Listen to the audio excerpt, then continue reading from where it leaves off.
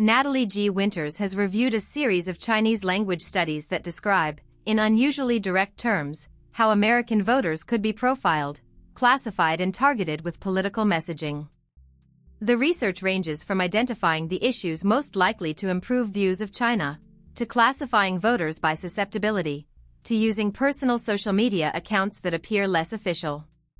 The documents do not by themselves prove one unified influence campaign. But taken together, they show how Chinese state-linked institutions are studying the mechanics of precision political persuasion in the United States, and why the acquisition of detailed American voter data could matter. The clearest example comes from Renmin University of China, whose National Academy of Development and Strategy published a 2021 study by researcher Liu Jie. The paper examined 8 nationally representative waves of American election surveys collected from 2010 through 2020. It combined those responses with U.S. news coverage and Internet search data. The goal was to identify what the study called effective leverage points for Chinese communication toward the United States. According to Winters' reporting, the paper treated the American public not simply as an audience to observe, but as a field where carefully selected messages could potentially shift attitudes toward China. The Renmin study then tried to calculate which themes mattered most. It found that shifting an American's view of Chinese culture, the Chinese government's responsiveness, or China's international conduct from negative to positive corresponded with an average 14-point improvement in that person's overall opinion of China. The paper translated that finding into a communication strategy, emphasize those subjects, reduce overt ideological language, counter negative U.S. coverage and prioritize Internet distribution through outlets that appear relatively neutral. That is significant because it moves beyond general public diplomacy. It is an attempt to measure which narratives are most likely to produce a desired change in opinion. A second proposal, published in 2024 on the Chinese Social Sciences Network, focused on younger American voters. The article identified Generation Z and Millennials as a strategic audience because they already represented about 40% of the U.S. electorate and would become even more influential over time. It recommended tailoring content to regional preferences and media habits, identifying young opinion leaders and using overseas Chinese youth as intermediaries. It also singled out platforms beyond Facebook and Twitter.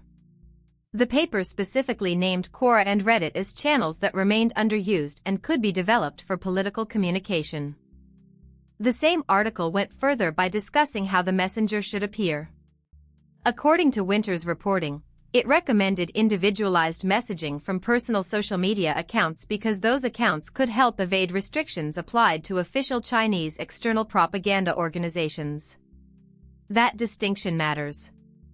The proposal was not only about what to say or whom to target. It was also about reducing the visible connection between the message and an official Chinese source.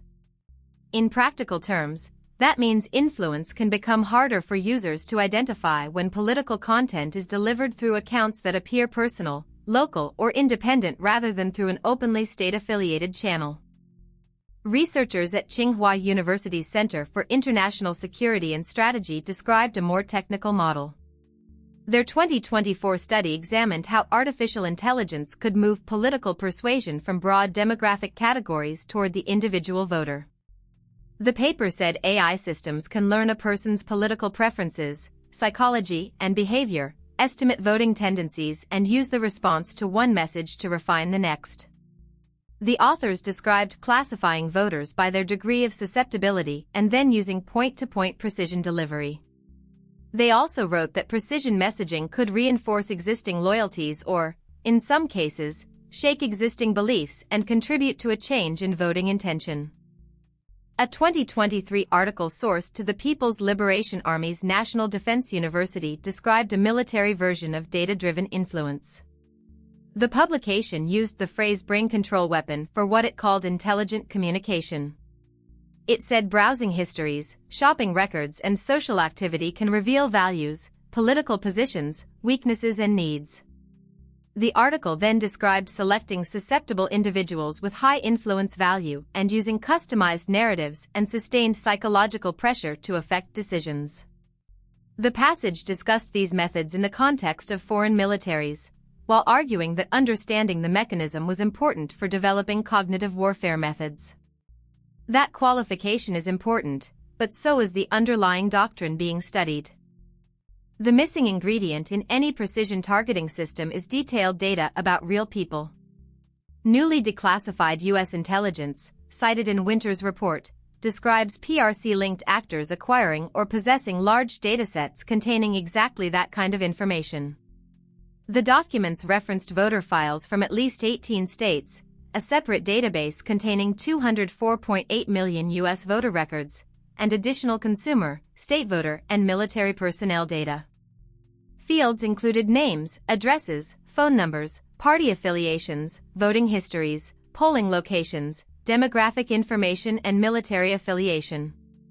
One intelligence memo said such material could be used to evaluate identities, identify important U.S. targets, and conduct public opinion analysis of an election. This is where the studies and the data begin to intersect. None of the documents, on their own, proves that every theoretical model has been operationalized against U.S. voters. But the capability described is clear. Raw data can support political profiling. Political profiling can identify persuadable or high-value individuals, and those individuals can then receive tailored messages through specific platforms and accounts. According to Winters' reporting, the significance is that Chinese state-linked researchers are not merely asking what Americans think. They are studying how to identify the people most likely to move, what themes may move them, and how messages can be delivered with less visible state attribution. There is also evidence that the distribution infrastructure for covert influence already exists. Microsoft has reported Chinese influence actors using fake accounts that impersonated American voters and polled users about divisive political issues. Meta-linked spamouflage, described as the world's largest known cross-platform covert influence operation, to individuals associated with Chinese law enforcement. And the U.S. Justice Department charged 40 Chinese national police officers in a case alleging that a troll farm created thousands of fake online personas, spread PRC propaganda, and attempted to deepen divisions inside the United States. Those cases do not prove the research papers directed those operations, but they show that covert distribution networks are not hypothetical. Taken together, the documents describe a progression from broad propaganda to precision influence. First, identify which issues shift opinion. Then identify which voters are most susceptible. Add personal and behavioral data.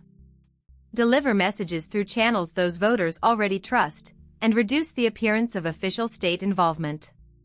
The strongest conclusion supported by the reporting is not that one master system has been conclusively proven. It is that multiple Chinese state-linked institutions are studying complementary parts of the same problem: how to make political influence more targeted, measurable, and difficult to attribute. That is why the overlap between voter data, AI profiling, covert accounts, and cognitive warfare research deserves close scrutiny. This video is based on original reporting by Natalie G. Winters. For the complete investigation, including the underlying studies, quotations, and sourcing, read the original Substack report and visit nataliegwinters.com.